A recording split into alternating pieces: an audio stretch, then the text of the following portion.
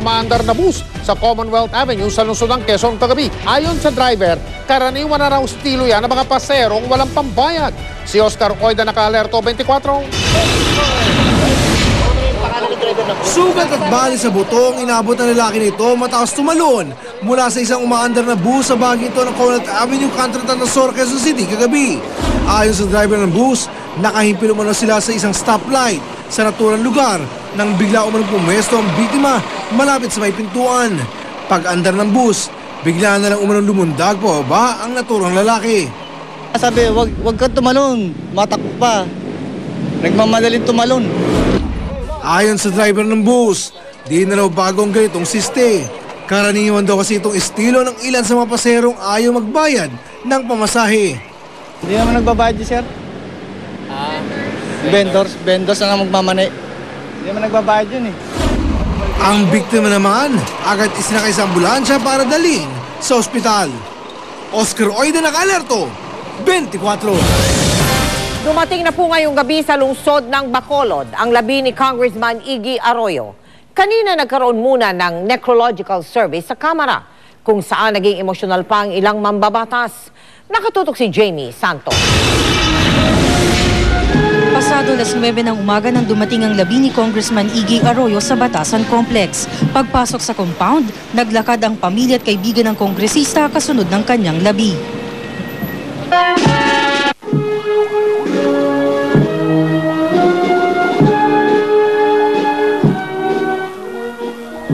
Sa session hall na puno ng puting bulaklak, idiniretso ang kongresista. Dumalo sa necrological service ang mga kongresista. Nasa harapan ang asawang si Aleli at anak nila ni Congressman Arroyo na si Alelu, kasamang iba pang kamag-anak at malalapit na kaibigan. Katabi nila si Nadina Arroyo Tantoco at Bianca Arroyo, mga anak ng kongresista sa unang asawa. Malayong nakaupo naman sa isang VIP area rin ang live-in partner na si Grace Ibuna, ang anak na si Gary at mga magulang niya. Nang buksan ng kabaong ng kongresista, unang sumilap sina Aleli, Bianca, Dina at Alelu. Pati na rin ang kapatid nito na si dating First Gentleman Mike Arroyo. Bago magmisa, nilapitan ni Bianca si Ibuna para makalapit kay Congressman Arroyo. Kapansing-pansing halos kay Ibuna lumalapit ang mga kongresista para makiramay. Sa necrological service, di napigilan ni Deputy Minority Floor Leader Mitos Magsaysayang mapaiyak. Naging matalik daw silang magkaibigan. Awa ako kay Grace. Kasi wala naman iba doon na magsasuffer nung kasungitan ko kung hindi siya. So for that, papasalamat na rin ako kasi may nag-aalaga sa kanya sa London. Ibinigay sa asawa na si Aleli pati na rin sa mga anak na si Nadina at Bianca ang mga gamit na ilang memorabilia ng kongresista. Nagpasalamat si Aleli sa mga nakiramay. Sa umpisa pa lang ng talumpati nito, lumabas sa session hall si Ibuna at bumalik lang matapos magsalita si Aleli. Maraming salamat po sa inyong pagtulong upang mapagaan ang matinding dalamhating dinulot ng pagkamatay ng aking asawa. Mangiyak-iyak naman ang magkapatid na si Nadina at Bianca nang magbigay ng kanilang mensahe. Dad, if I could follow in your footsteps, it would be the greatest achievement of my life. Thank you.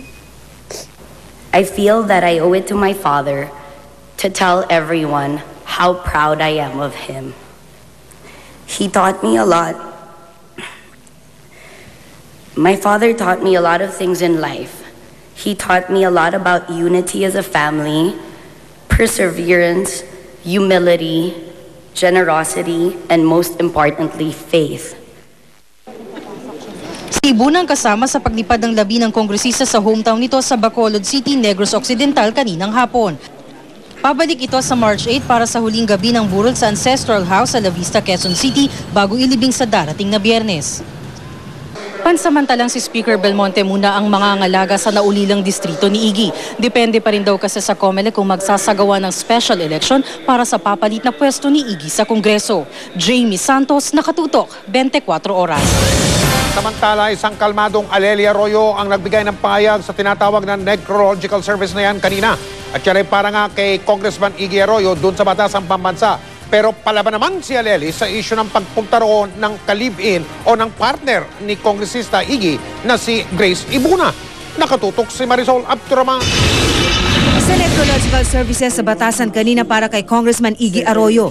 Hindi may iwasang mapansin ang tensyon sa pagitan ni na Aleli, ang asawa ng kongresista, at ni Grace Ibuna, ang live-in partner ni Arroyo at kasama ng namatay ito. Nakaminbin sa korte ang annulment case ni Aleli at Congressman Arroyo. Pero kanina, siyang nagbigay ng mensahe. Bago magsalita, lumabas si Grace at pumunta sa clinic ng session hall. Di niya narinig ang sinabi ni Aleli tungkol sa kongresista.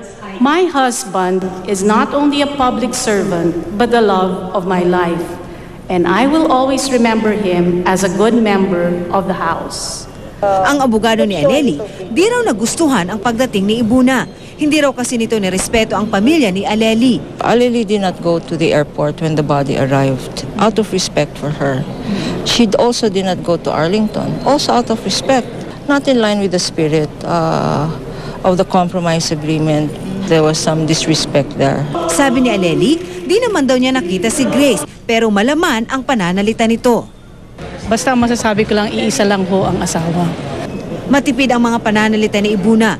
Di ito sumagot sa mga pahayag ng kampo ni Aleli. Pero kung si Aleli kalmado, ang mga anak na sina Bianca at Danica sa unang asawang si Marian Jacinto, hindi na napigil ang maiyak.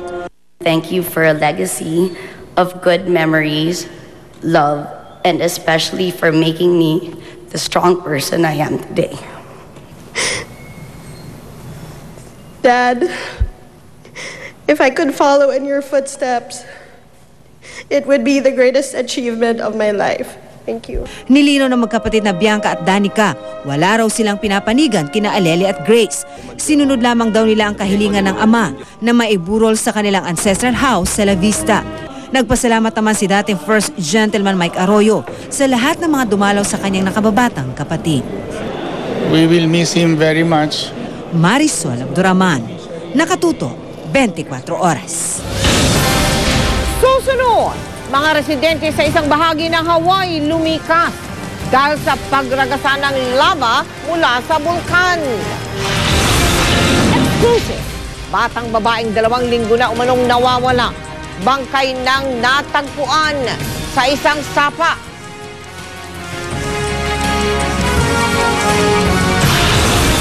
Senadora Miriam Santiago may buwelta sa paring nagsabi umanong dapat siyang mapunta sa impyerno dahil sa pang-insulto sa prosekusyon. Tutukan lahat ng yan dito sa 24 Oras.